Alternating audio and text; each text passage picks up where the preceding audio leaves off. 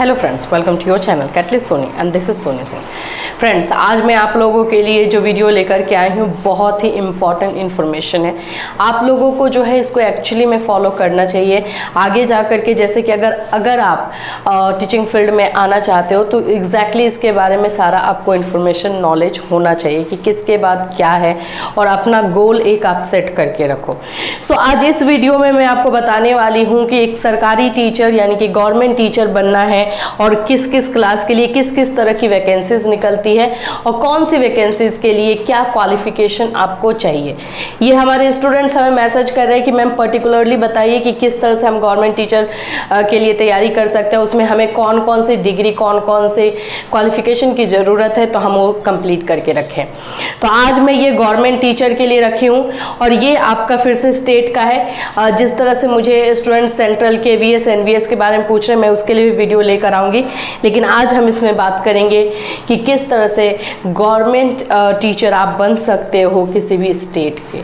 ठीक है, तो यहाँ पर गवर्नमेंट टीचर बनने के लिए आप यहाँ देख सकते हैं 1 to 5 जिसको हम बोलते हैं प्राथमिक शिक्षक के लिए, तो 1 to 5 के लिए, 6 to 8 मध्य विद्यालय मिडिल स्कूल के लिए, फिर 9 and 10 सेकेंडरी के लिए एंड 10+2 सीनियर सेकेंडरी के लिए।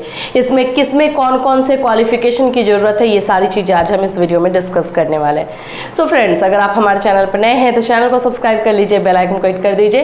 बीएड फर्स्ट ईयर क्लास 4 बजे इवनिंग में कंडक्ट करवाया जा रहा है, जिसमें हम लोग MCQ कर रहे हैं, अकॉर्डिंग टू एग्जामिनेशन प्रिपरेशन कर रहे हैं, तो उसको बिल्कुल मिस मत कीजिएगा। इसके साथ साथ अगर आपको पेड नोट्स चाहिए या पेड क्लास चाहिए तो आप हमसे कॉन्टैक्ट कर सकते हैं। कॉन्टैक्ट करने के लिए जो नंबर दिया गया है उस पर आपको कॉल या मैसेज करना है। चलिए स्टार्ट करते हैं हम आज के वीडियो को।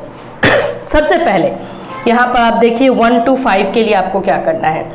1 to 5 के अगर आप टीचर बनना चाहते हैं, प्राइमरी का सबसे ज़्यादा वैकेंसीज इसी में आती है। इसका एक मैं प्लस पॉइंट भी बताते चलूँगी। इसका प्लस पॉइंट ये रहता है कि इसमें वैकेंसीज ज़्यादा रहती है। 1 to 5 के अगर टीचर आप बनना चाहते हो तो इसके लिए आपको चाहिए होता है 12th की डिग्री, यानी कि 12th क्लास आप पास आउट होने चाहिए। ठीक है, 12th क्लास होना चाहिए। उसके साथ साथ में आप टेट, कोई भी स्टेट का जो टेट कंडक्ट होता है, जिस स्टेट का आप टेट निकालोगे उसी स्टेट में वैकेंसीज फिल कर सकते हो, ये याद रखना। टेट या फिर जो है आप सी टेट 1 to 5, ये लेवल 1 या पेपर 1 इसको बोलते हैं, वो आपका क्लियर होना चाहिए।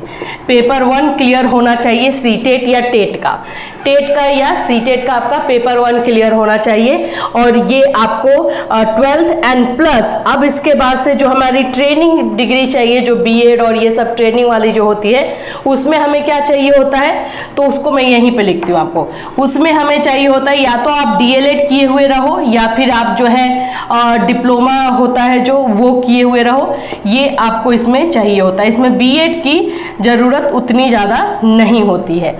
तो ये आपको या तो ये आपका DLED हो, ठीक है, या 12th प्लस DLED, इसको JBT के नाम से जानते हैं, इसको DPE के नाम से जानते हैं, डिप्लोमा इन प्राइमरी एजुकेशन, इसको बहुत अलग अलग नाम से जानते हैं, लेकिन ये जो है DLED के नाम से, DED के नाम से भी जानते हैं। तो ये आप इसमें से एक डिग्री आपको होनी चाहिए, ये डिग्री होनी चाहिए, और 12th आपका पहले तो कंपलसरी होना चाहिए। 12th के बाद DLED या DED होना चाहिए। इसके बाद आपको जो है स्टेट का टेट या सी टेट, ठीक है, स्टेट का टेट या सी टेट का पेपर 1, ये पेपर 1 होता है प्राइमरी के लिए 1 to 5 के लिए, ये क्लियर होना चाहिए। आपका पेपर 1 जो है इसमें क्लियर होना चाहिए। तब ये 3 चीजें अगर आपके पास होती हैं तो आप जो है 1 to 5 के लिए एलिजिबल हो। उसके बाद जहां पे जो भी वैकेंसी निकलेगी आपको जाके वो फिल करना है। इसके बाद भी आपको घर पे नहीं बैठ जाना है, इसके बाद वैकेंसीज का वेट करना, वैकेंसीज निकली आप फिल करोगे। इसका मतलब ये हुआ कि ये तीनों अगर डिग्री आपके पास है तो आप 1 to 5 का फॉर्म फिल करने के लिए एलिजिबल हो, आप योग्यता रखते हो और आप जो है फॉर्म फिल कर सकते हो। ठीक है, ये हो गया 1 to 5 के लिए। अब आइए 6 to 8 के लिए क्या करना पड़ता है। 6 to 8 के लिए भाई आपको ग्रेजुएशन चाहिए होता है। ग्रेजुएशन में जो है आप आर्ट्स से कर लो, साइंस से करो, कॉमर्स से करो, आपका लैंग्वेज पेपर हो जिसको हम BA बोलते हैं, BCom बोलते हैं, BSc बोलते हैं, इसमें से कोई भी आपका एक डिग्री ग्रेजुएशन का होना चाहिए। ठीक है, ग्रेजुएशन के बाद आपका जो है यहाँ पे BEd आपका होना चाहिए, बैचलर इन एजुकेशन, जो BEd हम क्लास करते हैं BEd होना चाहिए। कहीं कहीं पर 6 to 8 में भी ये डीएलएड और डीएड को मान्यता मिली हुई है, तो इसीलिए मैं इसको लिखूंगी। अदरवाइज कहीं कहीं पे, ये हर जगह पे नहीं है, मैं स्टार लगा के इसको बता रही हूँ कि कहीं कहीं पे जो है डीएड को भी मिली हुई है मान्यता, या फिर इसको जो है बीटीसी के नाम से भी जाना जाता है कि 1 to 5 6 to 8 में पढ़ा सकते हैं, लेकिन हर जगह नहीं है। ठीक है, तो ये बीएड डिग्री और डीएड डिग्री दोनों में से कोई एक, और ग्रेजुएशन तो होना चाहिए। अब इसके बाद आपका सीटेट या टेट, जो राज्य का अगर आप कर रहे हो किसी पर्टिकुलर तो टेट होगा, इसका पेपर 2 क्लियर होना चाहिए। इसका कौन सा? पेपर 2। ये 6 to 8 के लिए होता है। सीटेट का एग्जाम दोगे तो वहाँ पे पेपर 1 एंड पेपर 2 होता है, तो उसका पेपर 2 आपका क्लियर होना चाहिए, तब जाकर के आप योग्यता रखते हैं। 6 to 8 का जो है वैकेंसी जब निकले तो उसका फॉर्म फिल कीजिए और फिर आपकी काउंसलिंग होगी और आपको जॉब मिलेगा। समझ में आया? तो ये आपको क्वालिफिकेशन चाहिए होगा किसमें? ये आपको 6 to 8 के लिए। ठीक है, अब बात करते हैं 9 and 10 की। तो 9 and 10 में ज़्यादा टेंशन नहीं है, इसमें आपका ग्रेजुएशन होना चाहिए। ठीक है, ग्रेजुएशन आपका होना चाहिए। ग्रेजुएशन के बाद इसमें बीएड चाहिए, 100% आपको बीएड होना चाहिए। और इसमें टेट सीटेट नहीं निकलता है, एग्ज़ाम होता है, स्टेट की तरफ से एग्ज़ाम लिया जाता है, वो एग्ज़ाम में आपको बैठना पड़ता है और वो एग्ज़ाम पास करोगे तो जाकर आपको होगा। तो इसमें ग्रेजुएशन प्लस बीएड है। इसमें पहले टेट और सीटेट जैसे इसमें निकालना होता था, वैसा इसमें कुछ नहीं है। इसमें आते हैं 10+2 में। तो 10+2 का भी जो है थोड़ा सा अलग है। इसमें आपको मास्टर चाहिए होता है, मतलब कि जिसको हम बोलते हैं ना पोस्ट ग्रेजुएट, ये डिग्री चाहिए होती है, जिसको हम लोग बोलते हैं एमए हो आपका, फिर या फिर एमकॉम हो, या फिर जो है एमएससी हो, इसमें से कोई एक डिग्री हो, ये 100% चाहिए। एंड उसके पास आपका बीएड चाहिए। उसके बाद आपका क्या चाहिए? बीएड चाहिए।